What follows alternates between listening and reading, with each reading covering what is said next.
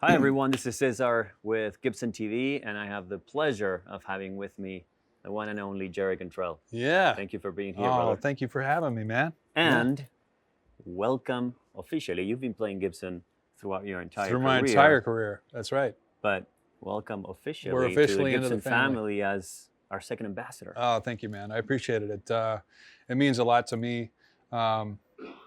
It's I've always been a huge fan of Gibson guitars, and as you mentioned, I've played them pretty much from the get-go.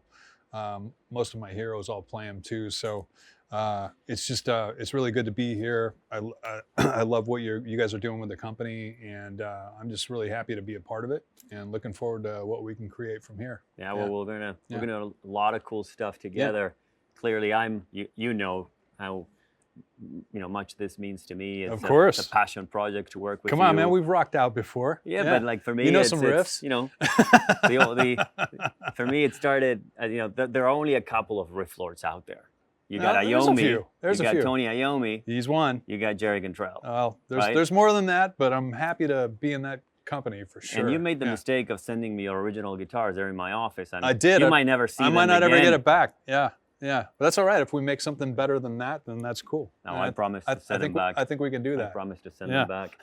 I want to hit you up on golf. Yeah. Like every time I see your Instagram, you're playing golf. Not every time, but I used to play a bit more than I have lately. Our good friend Robbie Krieger, actually, I play with him quite a bit. He's badass.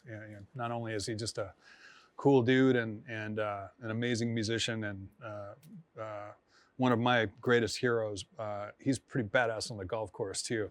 And we spend a lot of time out there. It's cool, man. I think the thing that I like about it. It's something I picked up later in life. I didn't start when I was younger, and it's just great. It's great to get outside. It's something I do on the road a lot, to get me out of the hotel and get a little physical and get a little sun on my face instead of being holed up in a hotel in Cleveland or something.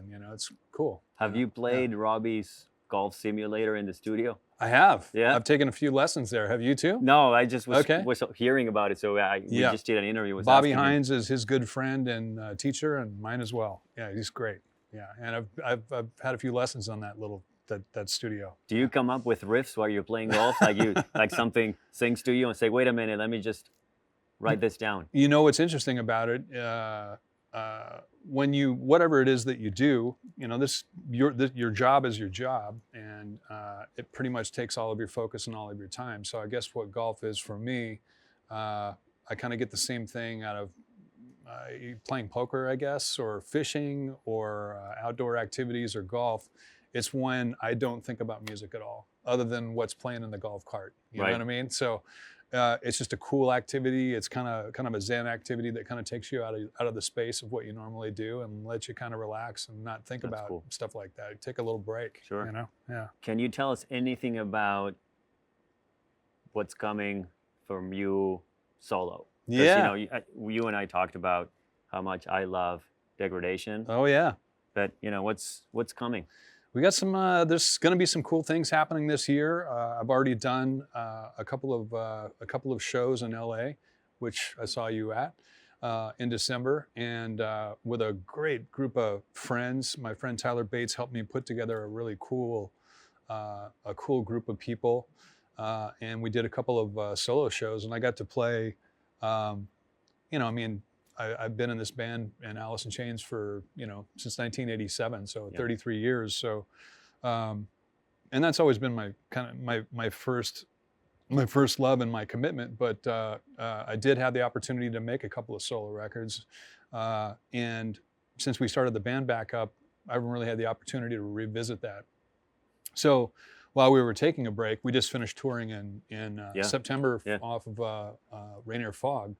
And we generally take about a year off when we're done touring anyway. It's like, just give it a rest for a second, then hit it and be reinvigorated and focus on what's new. So we were going to take a year off. So I thought maybe do some shows. I'm working on some music as well, and there's going to be some exciting things. I don't want don't want to say just yet what's happening, but I can tell you that there's going to be some cool shit happening this year. Yeah. That's awesome. Maybe some acoustic stuff in there Maybe, as well. maybe, yeah.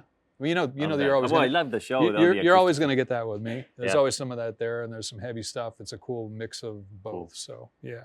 So your ranch. Yeah. It's almost like a famous or infamous ranch. Like, it's famous because it's known that you love home and you have that ranch. And like, what does it do to you when you go there? Well, I'm a junior, right? So I'm named after my father, so that's why it's called the Double J. So there's two of us, and we started that ranch in right around 2000. So. It's been up and running about 20 years now, and that particular land has been in our family for 4 going on 5 generations now. So it was something my dad and I did together, and we decided to kind of build a home for the family. Just to have there, and it's a cool place to go chill and visit and fish and hunt and just kind of hang out, eat really bad food and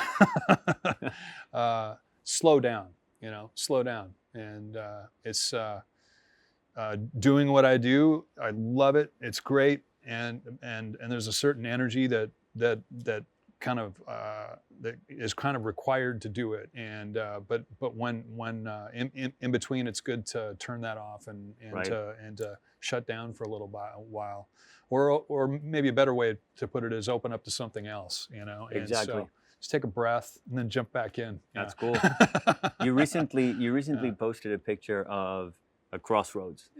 Oh yeah, Jerry and Cantrell. Yeah, was that for real? Yeah, I thought it was some sort of a Photoshop thing, but my buddy, our longtime friend and tech, Scott Dockraden, who is Mike Inez's tech, he also is an amazing artist and a photographer, and he was our tour photographer for the last number of years, and he had a friend send that to him, and he's like, it's real, it's not doctored. I know the person who took that picture. So she sent that to him, and he sent it to me.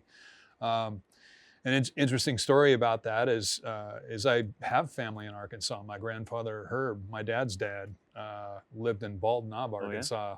How about that for a name, Bald Knob? Knob. I think some of the towns in that area are Possum Grape and Toad Suck. Yeah, so Arkansas. So, all right. So I have some family there, and I know that there's a Cantrell Boulevard in downtown Little Rock, but I don't think that was Boulevard. I think it was Avenue or Street Cantrell. So there might be 2 of them. I think it was an avenue and a street. Yeah.